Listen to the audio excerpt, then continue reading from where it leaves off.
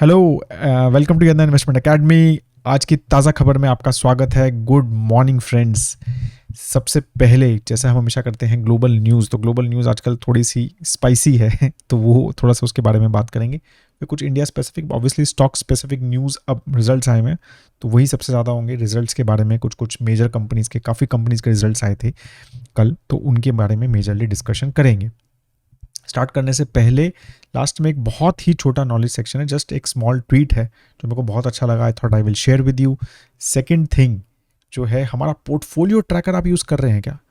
बहुत ही अच्छा, हमने बहुत मेहनत से एक पोर्टफोलियो ट्रैकर बनाया है जिसमें म्यूचुअल फंड स्टॉक्स का पोर्टफोलियो आप इंटीग्रेट करके सिस्टम से आप रेगुलरली ट्रैक कर सकते हैं, अपना XIRR कैलकुलेट कर सकते हैं, राइट। और इवन आप ओवरऑल एसेट एलोकेशन ट्रैक कर सकते हैं। तो बहुत सारी चीज़ें actually we have try to develop in that portfolio tracker with based on your feedback. तो वो ऑलमोस्ट कंप्लीट है, हमारी ऐप पे भी अवेलेबल है।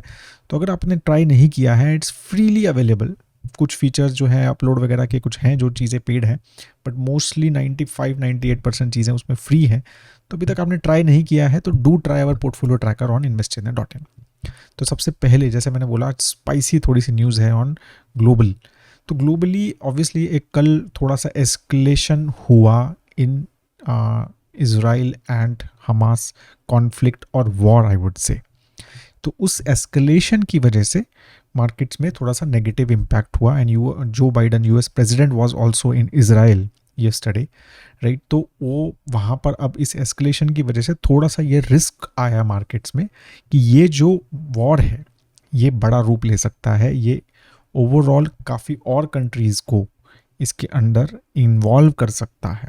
तो अगर ये ऐसा हुआ तो देन एंड US में also get involve in certain way, and if that happens तो ऑफ कोर्स तो US will have to print more money ना, तो वो वॉर कैसे स्पॉन्सर करेगा, राइट। तो वो सारी चीज़ों की वजह से मार्केट्स आर लिटिल जिटरी।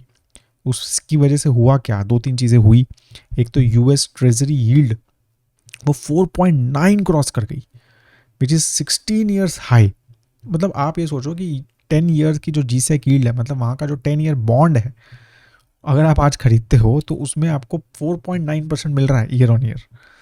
तो ऑब्वियसली अब risk and return reward on stock market will reduce ना, पैसा निकलेगा ही ना। अगर इस तरह से रिस्क, मतलब इंटरेस्ट रेट्स एक बहुत ही लो रिस्क एसेट देगा तो स्टॉक मार्केट के जो इन्वेस्टर है वो कहेगा यार 5% तो यहाँ पर इतने कम रिस्क में मिल रहा है तो मैं क्या करूँ, वो भी डॉलर टर्म्स में।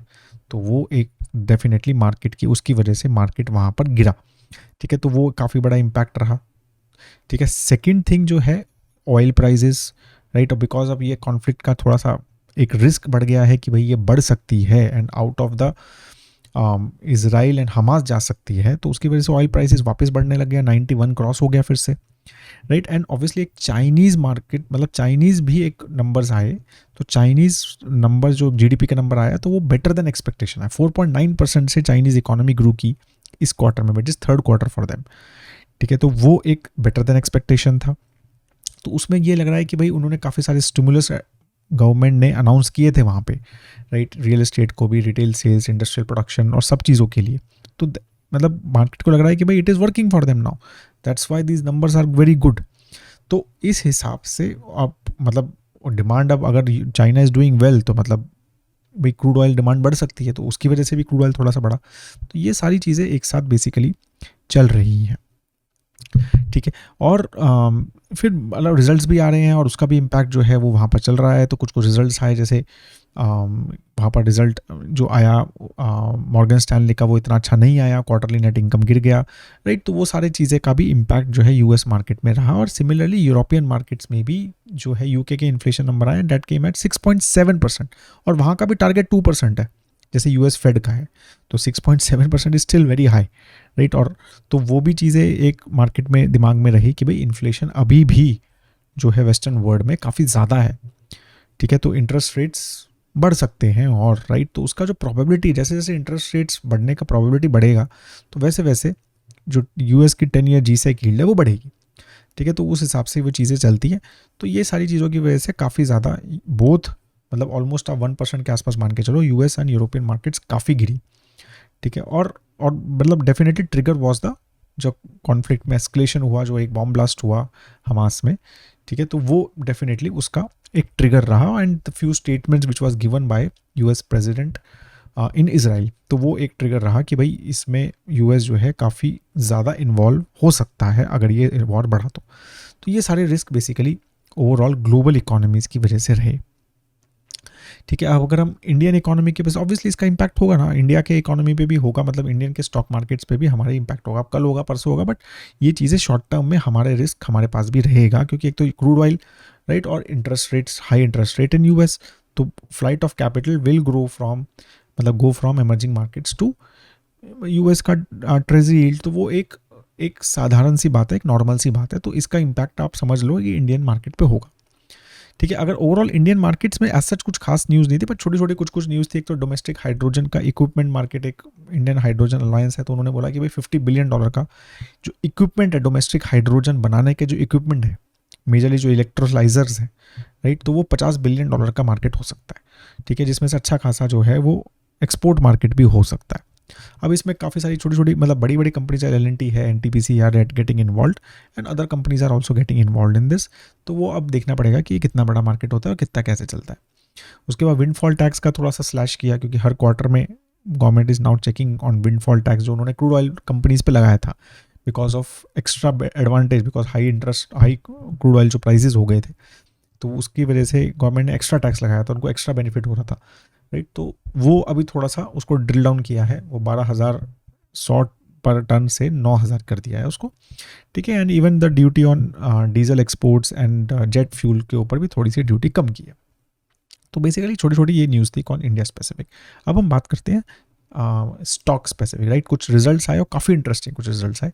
तो पहले तो इंफ्रा कंपनी लाइक पॉलीकैब का रिजल्ट आया, एंड काफ़ी अच्छा रिजल्ट आया। ऑफ कोर्स रेवेन्यू जो है 27% से ईयर ऑन ईयर ग्रोथ किया, और क्वार्टर ऑन क्वार्टर भी 8% से ग्रो किया। नेट प्रॉफिट 59% ग्रो हुआ है, और 7% से क्वार्टर ऑन क्वार्टर ग्रो हुआ है राइट। तो काफ़ी अच्छा overall, and even profit margin has improved 26.5% से 27.5%, 27.1% हुआ क्वार्टर ऑन क्वार्टर राइट। तो सारी चीज़ें अच्छी हुई, बस ओनली एक ही चीज़ नेगेटिव थी, और वो थी इंटरनेशनल बिजनेस राइट। तो जो एक्सपोर्ट बिजनेस है वो इतना ग्रो नहीं किया, तो शायद उसको थोड़ा सा मार्केट ने नेगेटिव लिया, और उसकी वजह से स्टॉक कल गिरा था actually. But overall the results, मतलब कुछ भी हमें कुछ नेगेटिव लगा नहीं।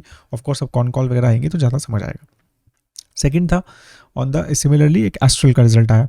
अगेन वो एक्सपेक्टेड था कि अच्छा आएगा, बिकॉज लास्ट ईयर जो है वो रिजल्ट ख़राब थे, बिकॉज इन्वेंट्री लॉसेस इन सब कंपनीज़ के, स्पेशली पाइप कंपनीज़ के काफ़ी ज़्यादा थे, because of raw material prices बहुत हाई हो गए थे। तो ये थोड़ा एक्सपेक्टेड था कि इसका रिजल्ट अच्छा आएगा, बट थोड़ा सा उससे बेटर लगा कि नेट प्रॉफिट 83% से ग्रो हुआ।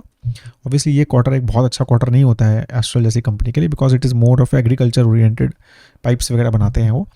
बट ओवरऑल फिर भी 83% का ग्रोथ था, 16% का रेवेन्यू ग्रोथ हुआ है राइट, और एबिटा वगैरह सब ग्रो हुआ है। एंड प्रॉफिट मार्जिन्स अगर हम क्यू ऑन क्यू के हिसाब से देखें और ईयर ऑन ईयर के हिसाब से भी देखें, तो दोनों में प्रॉफिट मार्जिन्स भी इंप्रूव हुए हैं राइट।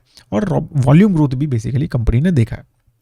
तो ये एक्सपेक्टेड था एज आई सेड कि काफ़ी अच्छा ग्रोथ आएगा राइट। और जैसे लास्ट ईयर पूरा ही इन्वेंट्री लॉसेस की वजह से सभी pipe companies, not just astral, सभी पाइप कंपनीज का एक काफ़ी ख़राब रिजल्ट था। तो वो एक थोड़ा लोअर बेस की वजह से भी आपको ये बहुत अच्छा रिजल्ट दिख रहा है।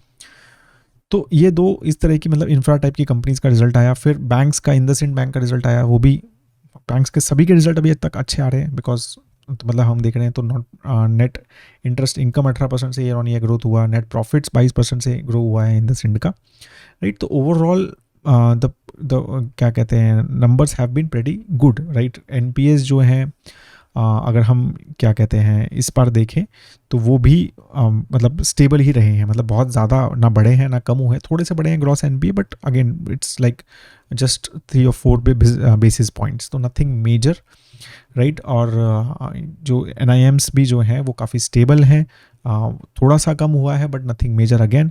तो रिजल्ट्स वर ओवरऑल क्या कहते हैं इंडसइंड बैंक के भी नेट इंटरेस्ट इनकम जैसे जैसे बढ़ी है उस हिसाब से उनके भी नेट प्रॉफिट्स बढ़े हैं राइट। सिमिलरली बंधन बैंक का भी रिजल्ट आया, तो वो भी काफ़ी, मतलब ओवरऑल काफ़ी अच्छा रिजल्ट आया है बंधन बैंक का भी राइट। और उन्होंने तो मतलब because again base was not so much, तो 245% ईयर ऑन ईयर ग्रोथ दिखाया है on the profits right. Obviously majorly क्योंकि एसेट क्वालिटी जो है वो तो एसेट क्वालिटी थोड़ी ख़राब हुई, बट जो प्रोविजंस हैं वो ओवरऑल काफ़ी कम करे हैं उन्होंने, तो वो फॉल हुए हैं। तो उसकी वजह से क्या कहते हैं, प्रॉफिट अच्छा आया। ओवरऑल नेट इंटरेस्ट इनकम भी 11% से ग्रो हुई है, लोन ग्रोथ भी अच्छा खासी हुई है। तो बैंक्स के मतलब सभी के, अगर हमने कहा HDFC बैंक अभी तक जितने रिजल्ट्स आए हैं वो काफ़ी अच्छे रिजल्ट्स आए हैं, मतलब ओवरऑल ग्रोथ अच्छी दिख रही है। और इससे बायंसी इन द मार्केट पता चलती है, क्योंकि banking sector is a good lens to watch की how the overall the market is, right. Financial market अच्छा कर रही है, मतलब लोग लोन ले रहे हैं, तो लोन ले रहे हैं तो मतलब ये है कि अच्छा बिजनेस कर रहे हैं, लोग उसको इन्वेस्ट कर रहे हैं, लोग केपेक्स कर रहे हैं, राइट। तो एक काफ़ी अच्छा इंडिकेटर होता है कि अगर बैंकिंग सेक्टर अच्छा करता है तो एक इसका मतलब ओवरऑल इकोनॉमी में चीज़ें अच्छी चल रही हैं, एक अच्छा इंडिकेटर आपका मोस्टली रहता है ये। उसके बाद रिजल्ट एक और बजाज ऑटो का रिजल्ट आया, काफ़ी इंपॉर्टेंट ऑटो सेक्टर स्टॉक है। दे डिड ऑल्सो, मतलब अगर हम ओवरऑल प्रॉफिट की बात करें तो 20% का उनका ईयर ऑन ईयर प्रॉफिट बढ़ा है, राइट। और एबिटा भी 21% से बढ़ा है, but like overall units revenue operations जो है सिर्फ 6% से ही बढ़ा है। और वॉल्यूम जो है वो डिक्लाइन हुआ है year on year, but quarter on quarter थोड़ा बढ़ा है। तो majorly exports were not didn't do very well, ठीक है। तो exports because obviously global markets में स्लो डाउन वगैरह की वजह से एक्सपोर्ट वॉल्यूम जो है, जबकि क्वार्टर ऑन क्वार्टर बढ़ा है, but still year on year जो है वो 9% से कम ही रहा अभी तक एक्सपोर्ट वॉल्यूम उनका, राइट। और जो प्रॉफिट इंप्रूव हुआ है, मतलब 6% का ही रेवेन्यू ग्रोथ हुआ है, लेकिन 20% का प्रॉफिट जो इंक्रीज हुआ है वो मेजरली प्राइस इंक्रीज से, बेटर रियलाइजेशन से, और एक महंगे प्रोडक्ट्स ज़्यादा अभी अच्छे कर रहे हैं उनके, राइट। 150+ सीसी की बाइक्स और even bigger bikes they are launching, premiumisation, right. तो उनका कंसिस्टेंट फोकस है प्रीमियमाइजेशन में इन द डोमेस्टिक मार्केट, और उसका जो इम्पैक्ट है वो आपको प्रॉफिट्स में, उनके मार्जिन्स पे वो इम्प्रूव होता हुआ नज़र आ रहा है। इवन चेतक में भी दे आर सेइंग कि दैट दे आर नाउ एक मार्केट शेयर वो ऑलमोस्ट 11% उनका हो गया है, जो कि 5% था लास्ट ईयर। तो that is also even EV wise भी दे आर डूइंग वेल, ठीक है। और 3 व्हीलर्स में भी दे सेड कि दे हैव बीन, मतलब historic high sales they have done in terms of volume in this quarter. तो वो भी काफ़ी उनका मतलब उनका पॉजिटिव रिजल्ट्स रहा, राइट। तो ये सारी चीज़ें रही। विप्रो का रिजल्ट थोड़ा फिर से, मतलब एक मेरे ख्याल से जितनी भी IT कंपनीज हैं one of a lower performer रहा है, और वो कंसिस्टेंटली वैसा ही चल रहा है अभी तक। तो 1.6% क्वार्टर ऑन क्वार्टर डिक्लाइन था उनका जो है रेवेन्यू ओवरऑल, ठीक है। और तो ये मतलब इस कंसिस्टेंटली इस तरह का ही उनका बेसिकली रिजल्ट चल रहा है। और अगर हम रेवेन्यू को कांस्टेंट करेंसी टर्म में भी देखें तो 2% का उनका डिक्लाइन था, जबकि LTI माइंट्री का उस हिसाब से फिर भी बेटर था, 0.9% का क्यू ग्रोथ था, एंड रेवेन्यू जो है वो 2.3% का क्यू ऑन क्यू उनका बेसिकली ग्रोथ रहा। और जबकि मार्जिन्स वगैरह थोड़े से ड्रॉप हुए हैं, ठीक है। तो एटलीस्ट उस थोड़ा बेटर था, बट पॉजिटिव में था। But again overall IT sector, मैंने एक वीडियो भी बनाया है IT सेक्टर पे, and which will be live today only. Basically LTTS and Tata Elxsi के रिजल्ट्स को कंपेयर किया है और समझाया है कि मतलब overall expectation from the IT sector results were also not very high because it's export oriented and very dependent on global markets and global economic health, right, which is not doing well. तो वहाँ slow down वगैरह की वजह से इनका impact basically होना ही था। ICICI Lombard का भी रिजल्ट आया, अगेन वहाँ पर भी नेट प्रॉफिट जो है वो 2% से गिरा। मेजरली मतलब मैनेजमेंट ने कहा कि भाई एक्सपेंसेस हमारे बड़े हैं, और जबकि हमारा health segment has done very well. They said कि we you bright 20% in health, right. तो मतलब मेजरली अभी ICICI लॉम्बार्ड काफ़ी शिफ्ट कर रहा है अपने आप को फ्रॉम व्हीकल टू हेल्थ, क्योंकि व्हीकल में कंपटीशन इतना ज़्यादा आ गया है एंड इतना सस्ते चीज़ें आ गई हैं, पार्टनरशिप इस तरह से हो गई हैं कि they are not able to sustain their market share, और उनको मार्जिन्स भी डिक्रीज हो रहे हैं उनके वहाँ पे। तो व्हीकल इंश्योरेंस में वो काफ़ी ज़्यादा, मतलब they are basically facing lot of headwinds. तो they are basically trying to develop their health insurance business better. तो वहाँ पर ही उनको ग्रोथ है, और वहीं से एटलीस्ट लास्ट 3-4 क्वार्टर से कंसिस्टेंटली उसी में कमेंट्री आ रही है कि भाई हेल्थ पे हम काफ़ी फोकस कर रहे हैं। बाकी आज बम्पर रिजल्ट्स हैं, कुछ बम्पर मतलब काफ़ी इंपॉर्टेंट रिजल्ट्स हैं from FMCG perspective. Hindustan Unilever, ITC और नेस्ले, तीनों का रिजल्ट आज है, ठीक है। तो डेफिनेटली वी आर फॉलोइंग, ठीक है। तो यज्ञ में तो हम फॉलो करेंगे, स्टॉकोमीटर वगैरह पे अपडेट्स भी आ जाएंगे आपके पास, राइट। बाकी कुछ और results which we are following, UltraTech we will follow, Voltas हम फॉलो करेंगे, ठीक है, हैवेल्स, मेट्रो ब्रांड्स, राइट। तो ये सारे results I think we will follow. Few of the results I personally मतलब sometimes check as well. Cyient एक कंपनी है विच इज़ थोड़े आर्टिफिशियल इंटेलिजेंस रिलेटेड है, right, sorry from EMS perspective से है, तो which we will see as well, ठीक है। और overall Tata communication is also one of the company which I track. तो वो सब कंपनीज के results we will as a यज्ञा टीम्स वी विल ट्रैक। कुछ इंटरेस्टिंग होगा तो डेफिनेटली वीडियो भी बनाएंगे, but otherwise updates you will see on our stockometer platform as well, ठीक है। तो यहाँ तक था हमारा आज का ओवरऑल मार्केट अपडेट्स या स्टॉक मार्केट अपडेट्स बोलिए आप, या आज की ताज़ा खबर। तो अब मैं छोटा सा एज आई सेड बहुत ही छोटा नॉलेज सेक्शन रखूँगा, और ये चीज़ जस्ट आपको बताना चाहूँगा। अगर आप क्या कहते हैं, if you are middle aged like me, right, आप क्या कहते हैं सीनियर सिटीज़न हैं या फिर जो भी है बड़े हैं और आपके बच्चे हैं, तो ये चीज़ें बहुत ज़्यादा ज़रूरी हैं समझनी। और ये चीज़ मतलब जैसा मैंने ये जो लिखा हुआ है आप अगर देख पा रहे हैं, तो थिंग्स स्कूल्स डोंट टीच, तो ये स्टीव बर्न्स का है, he is an American, right. तो ये समझना है आपको कि ये ग्लोबल चीज़ है, कुछ ऐसा नहीं है कि इंडिया में ये चीज़ हम स्कूल्स में टीच नहीं कर रहे हैं। ये ग्लोबली ये एजुकेशन सिस्टम में हमारे एक फ्लॉ है कि ये टीच नहीं करते। हाउ टू इन्वेस्टिंग कैसे करें, ये कहीं नहीं पढ़ाया जाता। बहुत सारे लोग सोचते हैं मैंने परिमल ने MBA किया हुआ है, फिनांस में पढ़े हुए हैं, तो हमें ये सब सिखाया हुआ। नहीं, ये कहीं नहीं सिखाया जाता। सब टाइप के फिनांस सिखाए जाते हैं, ये सब नहीं सिखाया जाता कि अपना पैसा कैसे राइटली मैनेज करना है, उसका क्या प्रोसेस है, फिनेंशियल प्लानिंग कैसे करते हैं। ये सब बहुत ही हाई लेवल पे अगर पढ़ाया जाता है तो basic concept, but no right process is being told. How to manage risk, right, manage अपने रिस्क कैसे मैनेज करें, डाइवर्सिफाई कैसे करें। I am not talking about just portfolio risk, life risk, right, मतलब इंश्योरेंस की बात कर रहा हूँ मैं, या फिर हम जो भी एंटरप्रेन्योरशिप में जो हम रिस्क लेते हैं या जॉब में हम जो रिस्क लेते हैं उसको मैनेज कैसे करें, डाइवर्सिफाई कैसे करें, उसको ये समझना बहुत ज़रूरी है, ठीक है। ये नहीं पढ़ाया जाता। आई एम श्योर अब मतलब काफ़ी जैसे जैसे हम एजड होते हैं, नई नई चीज़ें करते हैं, तो हमें समझ आता है यार यहाँ तो बहुत रिस्क था, मैंने फालतू में लिया, ये नहीं लेना चाहिए था, मेरे को कैलकुलेटेड करके लेना चाहिए था, मुझे समझना चाहिए था। तो ये चीज़ है। How to manage stress, this is I think after Covid this is a new epidemic in India.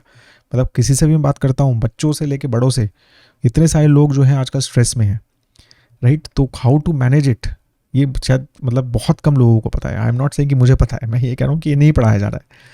How taxes work, right, ये अगेन मेरे को लगता है कि बड़े बड़ों को भी नहीं पता है कि टैक्सेस काम कैसे करते हैं, कैसे कैलकुलेट होता है टैक्स, कैसे क्या क्या ध्यान रखना पड़ता है, क्यों इंपॉर्टेंट है टैक्स देना, राइट, और कैसे सही है, क्या क्वेश्चंस पूछने चाहिए अगर someone else is filing for you, how many works, right, overall how the money works, money की साइकिल कैसे काम करती है।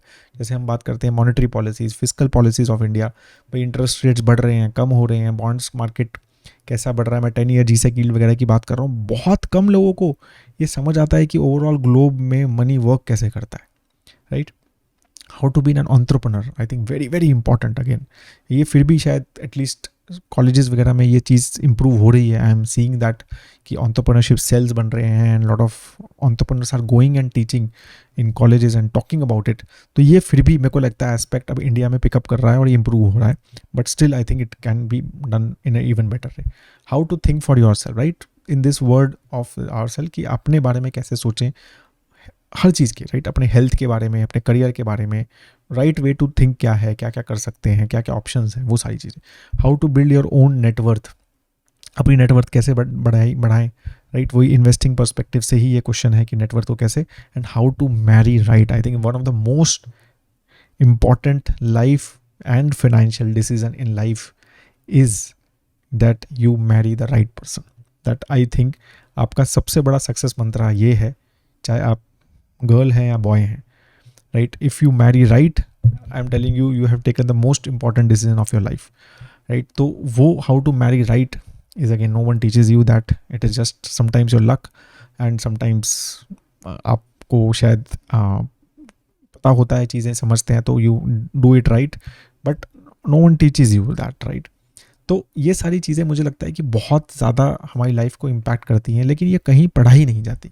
ये सब लोग एक्सपीरियंस से, इधर उधर ठोकर खा के, फेलियर देख के या दूसरों से सीख के हम करते हैं, अपने पेरेंट्स से या फ्रेंड्स फैमिली से, राइट। बट मुझे लगता है कि कुछ कुछ चीज़ें इसमें से स्कूल्स में या कॉलेजेस में या फिर कोई कोर्सेज ऐसा कुछ होना चाहिए जो ये चीज़ें सिखाई जाए. I am sure that lot of now YouTube is teaching this lot of things and I think one of the biggest teacher today is YouTube.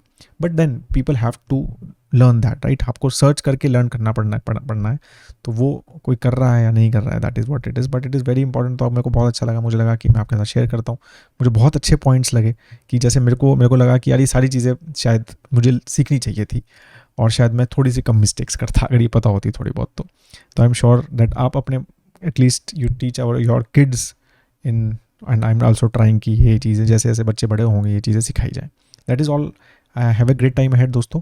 अब आपको क्वेश्चन है कुछ, क्या कहते हैं, on the news and all, do write in the comment section below.